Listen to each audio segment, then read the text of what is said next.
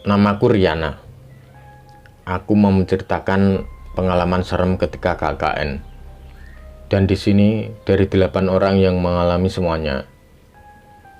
Aku akan menceritakan satu persatu dengan singkat aja.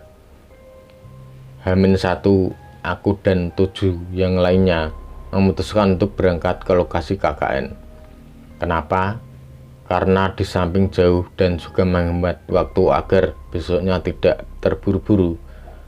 Estimasi berangkat waktu itu harusnya cukup 4 jam perjalanan. Tapi ternyata salah, kami hampir 6 jam perjalanan.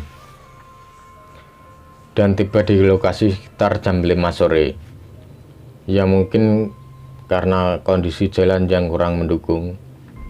Cuaca hujan yang membuat jalanan licin. Jadi nggak bisa dilalui, ditambah kendaraan ada masalah juga. Jadi kami semua menunggu sampai ada kendaraan yang jemput dari desa KKN. Sesampainya di sana, kami langsung menuju ke posko yang sudah disediakan. Kami langsung menata barang bawaan ke posko. Kebetulan posko yang kami tempati ini agak di pojok dusun dan agak seremnya juga sebelum posko kami. Tepatnya di seberang jalan ada rumah kosong yang kata salah satu warga di sini sudah 20 tahun nggak dihuni. Tapi aku dan kelompokku nggak mau bahas rumah itu, takutnya kenapa-napa. Setelah Isya, kebetulan kami dapat undangan untuk ikut acara yang diadakan warga di musola. Dengan kondisi masih capek dan ngantuk, akhirnya kami putuskan untuk berangkat kira-kira jam 10 malam. Acara selesai.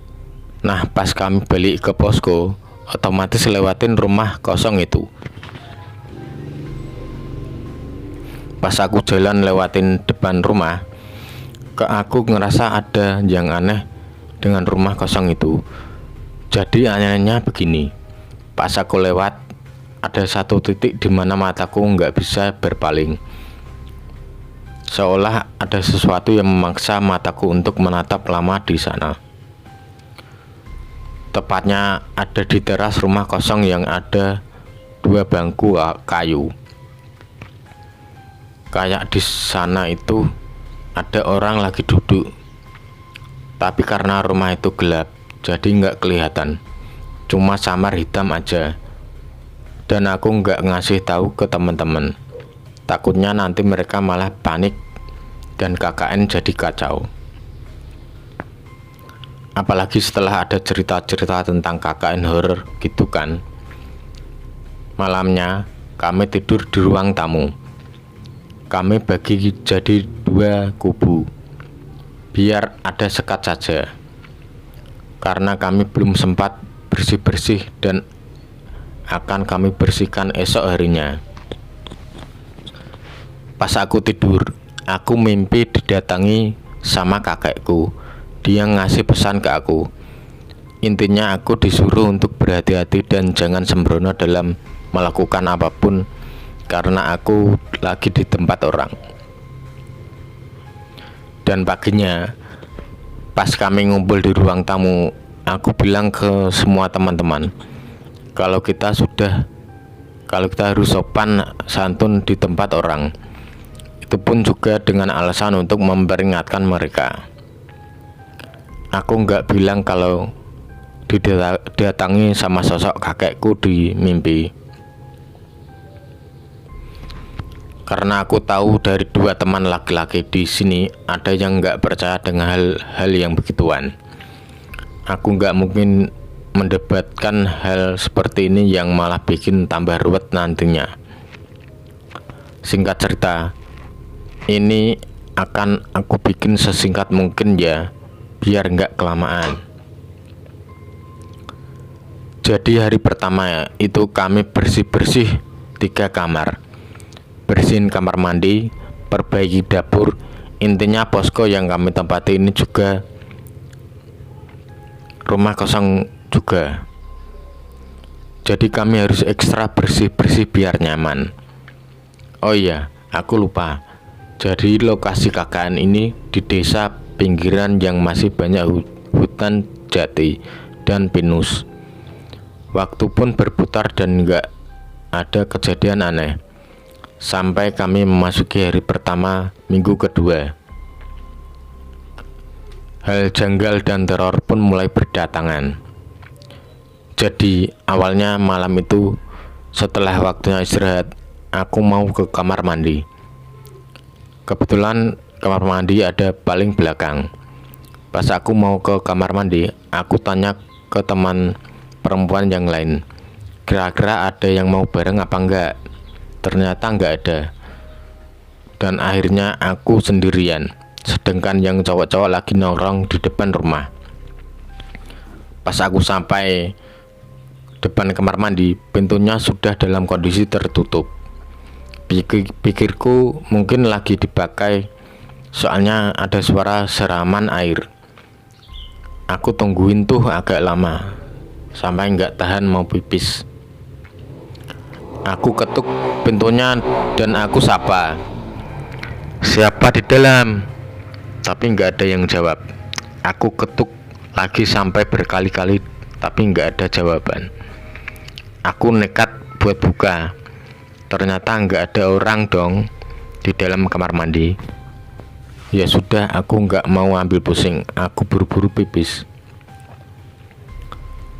Dan pas selesai, ketika aku keluar, ternyata di dapur ada Silvi sedang berdiri membelakangi. Dia menghadap ke arah kompor. Aku sempat mikir gini, kok berani nih anak sendirian? Padahal dia penakut sama kayak aku. Agak lega karena ada teman di situ. Aku samperin si Silvi. Pas aku di belakangnya, tiba-tiba aku nyium bau kembang. Aneh, kok ada bau kembang? Aku batin gitu. Silvi. Aku panggil dia. Silvi nggak noleh ataupun jawab. Terus aku tepuk bahunya sambil manggil namanya. Tapi dia tetap diam nggak noleh. Sampai di detik itu aku benar-benar takut banget. Aku dengar suara orang yang manggil aku dari arah depan. "Nah, Riana, kamu di mana? Anterin pipis yuk." Aku tahu itu suara milik siapa. Itu adalah suara Silvi. Tapi di depanku ini juga ada Silvi. Dan saat itu juga badanku nggak bisa digerakin. Tubuhku kaku, gemetaran. Tapi telingaku masih bisa mendengar suara Silvi teriak manggil namaku. Sampai akhirnya Silvi yang ada di depanku ini berbalik badan. Dia berubah jadi nenek-nenek bungkuk sambil ketawa kayak seneng banget lihat aku ketakutan. Dan di akhir sesi, aku teriak keras sebelum aku pingsan. Aku kebangun udah di kamar. Ada Silvi, dia nangis. Entah nangisin aku atau nangisin karena takut. Beda tipis soalnya.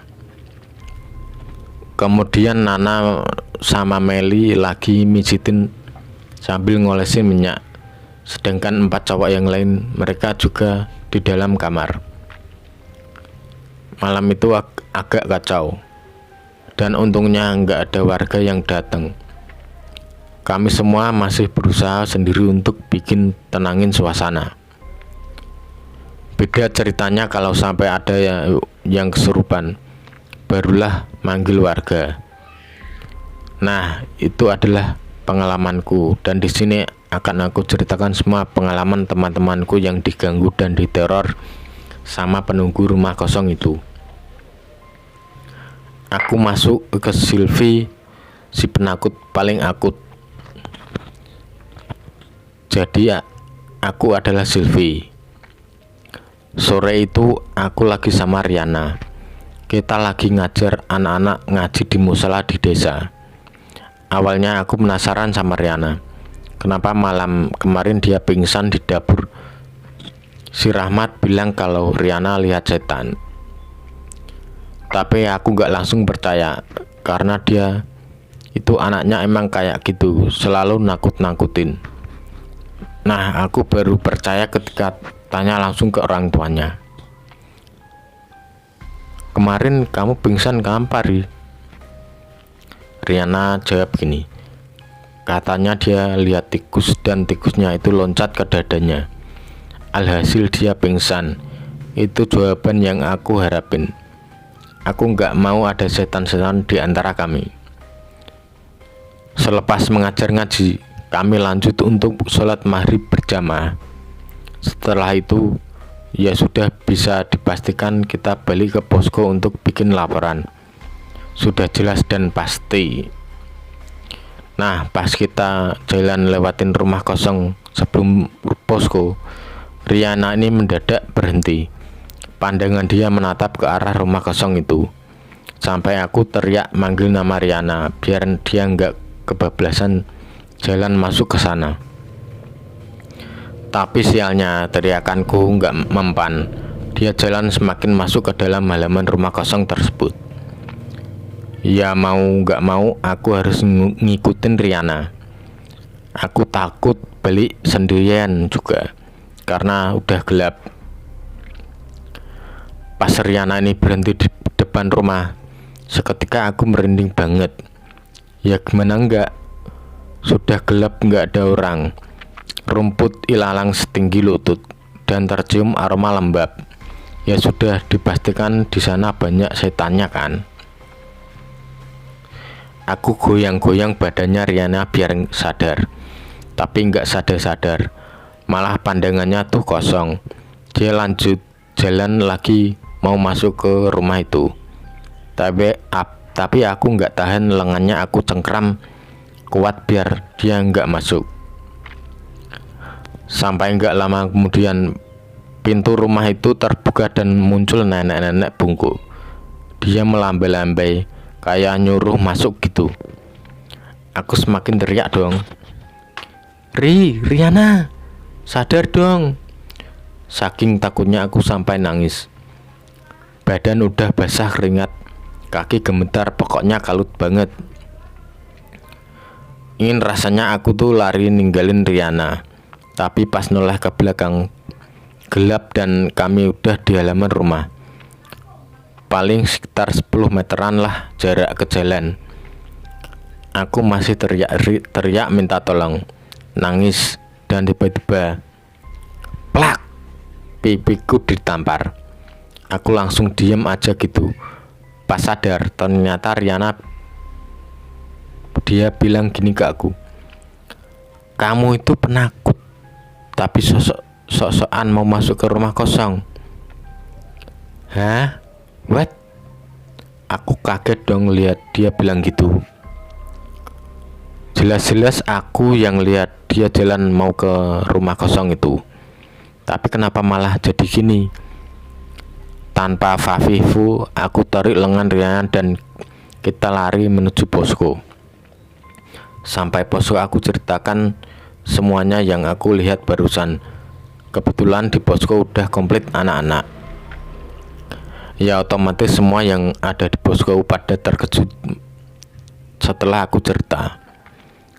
Nah, mulai ada drama di sini. Si Rahmat dan Dani yang skeptis dengan hal begituan, sedangkan Sugeng dan Wisnu percaya. Aku sama Riana juga sempat jengkel sama Rahmat dan Dani, tapi aku putusin buat ngalah. Soalnya percuma ngomong sama mereka yang gak percayaan sama hantu.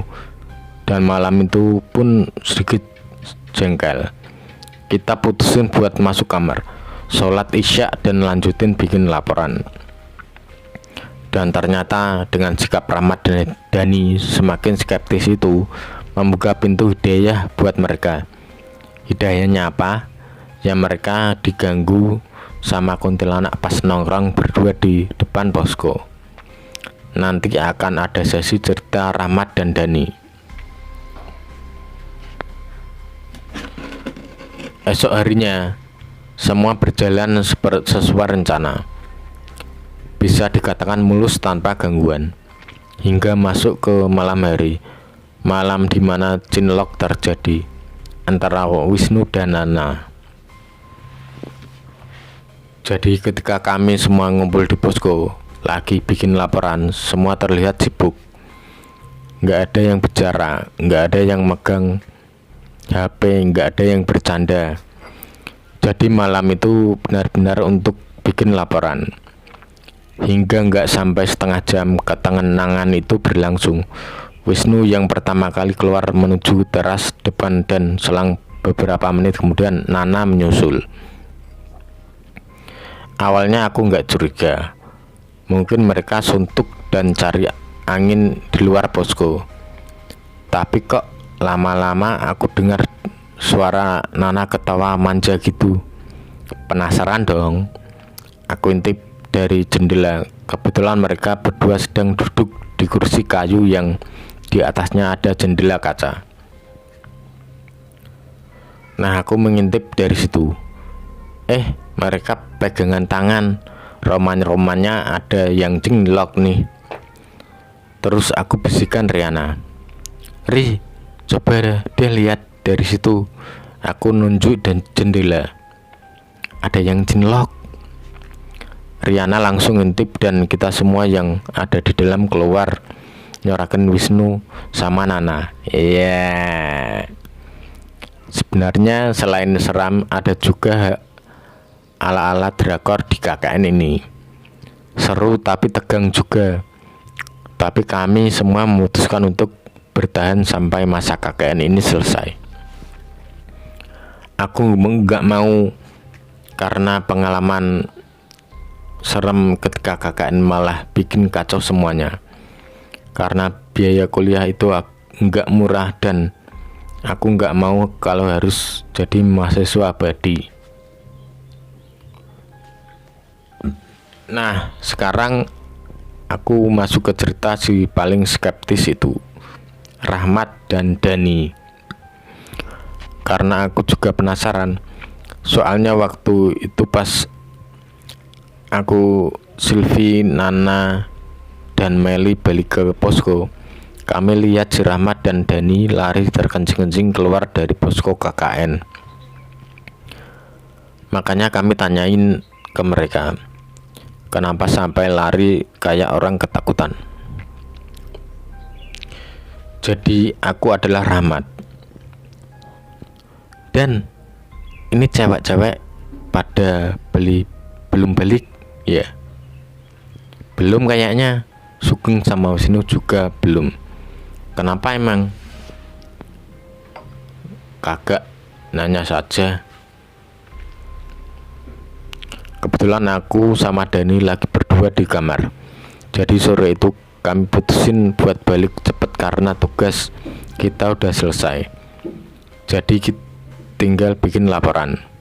Oh iya, jadi aku dan Dani ini satu frekuensi. Kita sama-sama nggak percaya dengan hal yang tahayul. Tapi semenjak kejadian itu, aku dan Dani jadi percaya kalau hantu atau setan atau apalah itu ada. Dan kita berdua menyaksikan sendiri gimana ketakutannya setengah mati.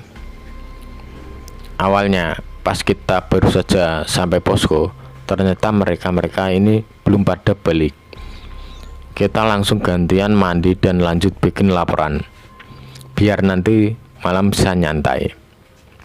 Nah, pas aku di kamar mandi sendiri, sedangkan Dani lagi mandi, aku dengar ada yang ngetuk pintu sama panggilan dari arah luar. Suaranya perempuan. Aku mikirnya mungkin ini mbak-mbak desa yang tadi sempat kenalan, karena suaranya mirip. Pas aku nyampe di depan pintu, kosong. Kok nggak ada orang?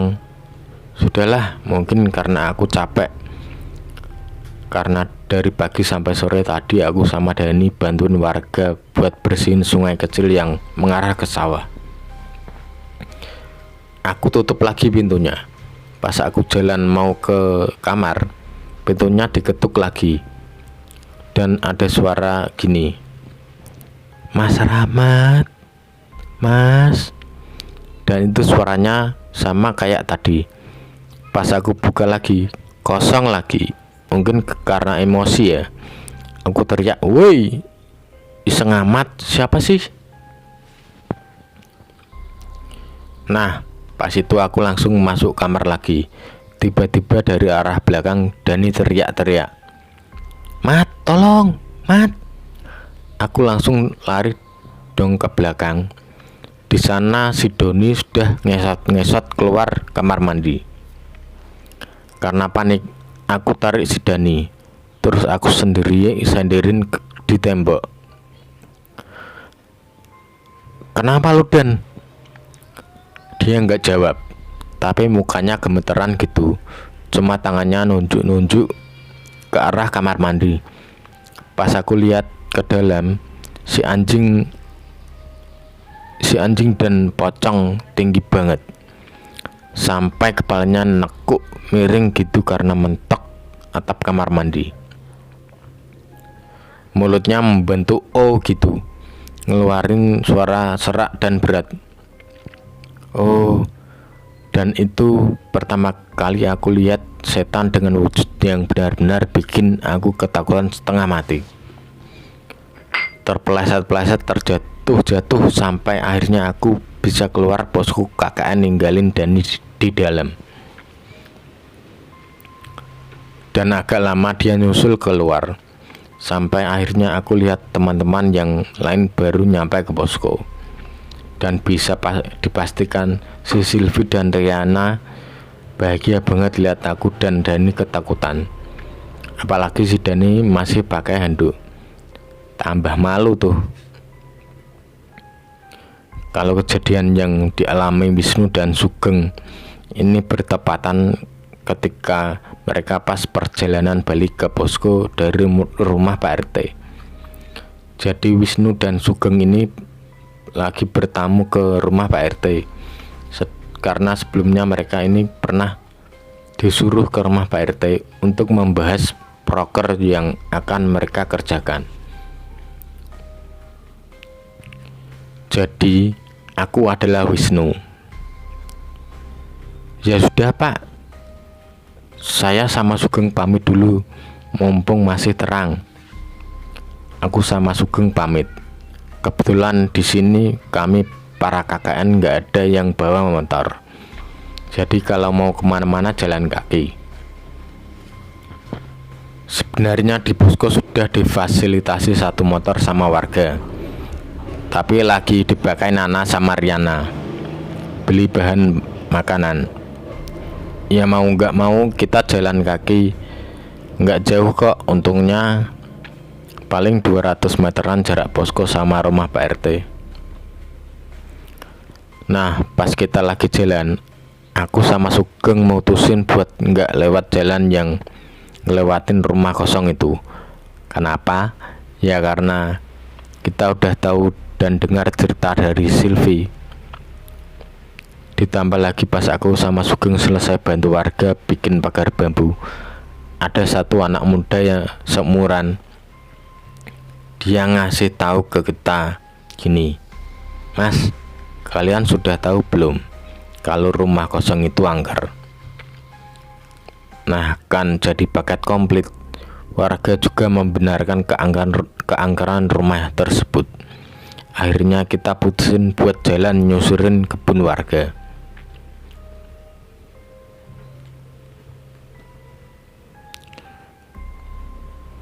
Sebenarnya lebih dekat, tapi jalannya agak naik turun. Capeknya di situ. Pas kita ngelewatin sawah warga, sebelum jalan menanjak, kita berpapasan sama bapak-bapak bawa cangkul. Kita sempat dikasih tahu gini sama bapaknya, Mas, KKN ini mau kemana?" Ya tak jawab saja kalau kita mau balik ke posko. Terus bapaknya bilang gini, "Mbok baliknya lewat jalan sana saja, Mas, ini sudah mau maghrib loh, gelap nanti di dalam sana." Nggak apa-apa Pak, Kita mau sekalian jalan-jalan aja. Siapa tahu nemu lahan yang bisa dibikin apa gitu. Ya sudah mas, nanti kalau dengar ada yang manggil-manggil jangan nengok ke belakang ya, langsung lari saja. Lah kok malah jadi gini? Niatnya nyari jalan pintas malah nemu jalan yang lebih ngeri lagi. Ya aku sama Sugeng cuman ngangguk terus pamit, dan bapak itu cuman geleng-geleng. Pas kita masuk ke dalam kebun warga, memang bener sih suasana jadi beda karena ingat pesan sama bapak tadi. Jadi kepikiran terus di jalan. Aku sama Sugeng nggak berhenti ngobrol dan pandangan tetap ke depan. Aku nggak mau noleh kanan kiri, ya takut aja. Kejutannya ketika aku sama Sugeng habis naik jalan yang agak nanjak, kita dengar ada suara anak ayam. Nah aku sama Sugeng langsung tatap-tatapan tuh. Kayaknya dia juga mikirin yang sama, ada setan. Nah aku jalan lebih cepat sambil gumam, cepet geng. Pas setelah turunan kita agak lega karena di depan udah kelihatan posko KKN. Kita pelanin jalannya sambil ngatur nafas. Sampai tiba-tiba dari arah belakang, bener dong, ada suara manggil. Mas, tungguin saya. Suaranya perempuan. Otomatis aku nengok.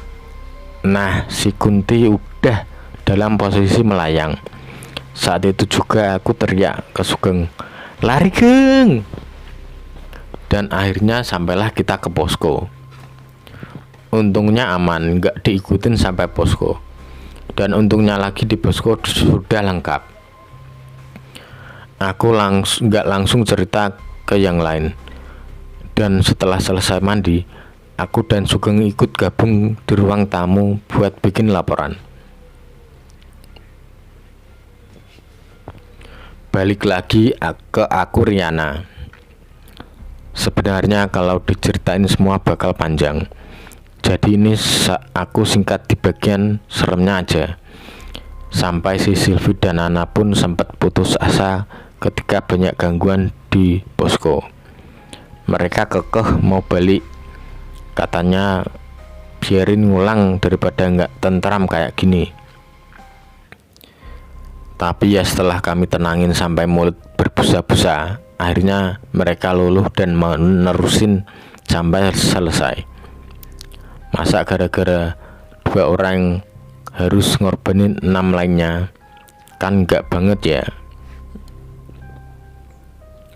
Yang terakhir dari Nana dan Meli. Ini kejadian di posko dan paling menghebohkan, sampai warga ikut bantuin. Apa coba? Kesurupan. Ini pakai sudut pandang Nana ya, karena dia ngelihat sendiri gimana si Meli kesurupan. Aku adalah Nana. Jadwal hari itu padat banget, sampai kita baru bisa istirahat itu jam 7 malam. Mungkin karena kecapean si Meli ini sampai kesurupan. Jadi ceritanya gini. Setelah selesai dari tugas, aku sama Meli mutusin buat langsung balik ke posko.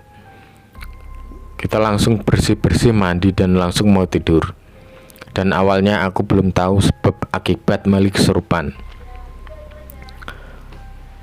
Pas aku, Riana, Silvi, dan Meli di kamar, si Meli ini mengeluh kalau perutnya sakit.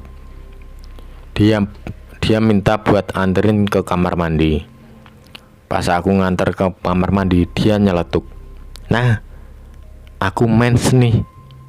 Kamu bawa pembalut nggak?" Kata Meli pas dia udah di kamar mandi. Aku jawab, "Aku nggak bawa." Terus Meli tak suruh nunggu sebentar. Aku tanyain ke Riana atau Silvi, siapa tahu mereka bawa. Pas aku tinggal sebentar buat mastiin ke yang lain, ternyata Riana bawa pembalut. Aku bawa satu buat Meli. Sesampainya aku di depan rumah kamar mandi, aku panggil tuh si Meli. Tok tok tok. Meli, ini ada nih, bukain pintunya. Agak lama tuh nggak direspon. Aku ulang lagi manggil Meli, masih sama nggak direspon. Sampai tiba-tiba aku dengar si Meli ketawa ke TV sendiri. Terus aku bilang, jangan bercandaan deh Mel, nggak lucu. Tapi diresponnya itu ketawa lagi. Ya karena aku takut juga, aku teriak manggil yang lain.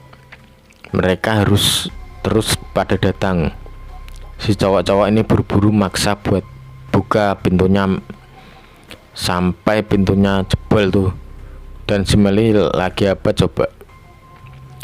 Dia lagi duduk di pinggiran bak mandi sambil nyisir rambut gitu. Seremnya lagi, suara ketawanya Meli ini beda, kayak bukan Meli. Rahmat, Dani, dan Wisnu dan Sugeng langsung masuk buat mastiin. Ternyata Meli kesurupan. Akhirnya mereka berempat berbondong-bondong ngangkat tubuh Meli yang ternyata berat melebihi apapun. Sampai mereka berempat kewalahan, tapi syukur bisa sampai ke dalam kamar. Dan pas di dalam kamar, darah haid si Meli ngalir deras banget coba, sampai nembus celananya dan ngenain kakinya. Kita semua panik, apalagi si Meli masih dalam kondisi yang sama, nyisirin rambutnya sambil duduk. Entah ide dari mana, si Wisnu langsung muter tuh murotal yang ada di YouTube. Pas lantunan surat Quran itu dengar keras di kamar, si Meli langsung menatap kami bertujuh bergantian sambil nunjuk-nunjuk gitu. Dia juga bilang gini, aku suka sama anak ini, darahnya wangi. Ya sontak bikin kami tambah panik dong. Sampai akhirnya dia berdiri sambil melotot gitu. Aku mau ngajak anak ini pulang ke alamku. Hihihi. Kemudian si Rahmat langsung lari keluar. Dia minta pertolongan ke warga. Gak lama Rahmat balik sambil bawa beberapa warga, salah satunya sesepuh desa. Kata simbahnya wajar, soalnya si Meli ini hari pertama haid dan darahnya banyak. Makanya penunggu posko dan demit yang ada di luaran sana pada tertarik sama darah si Meli.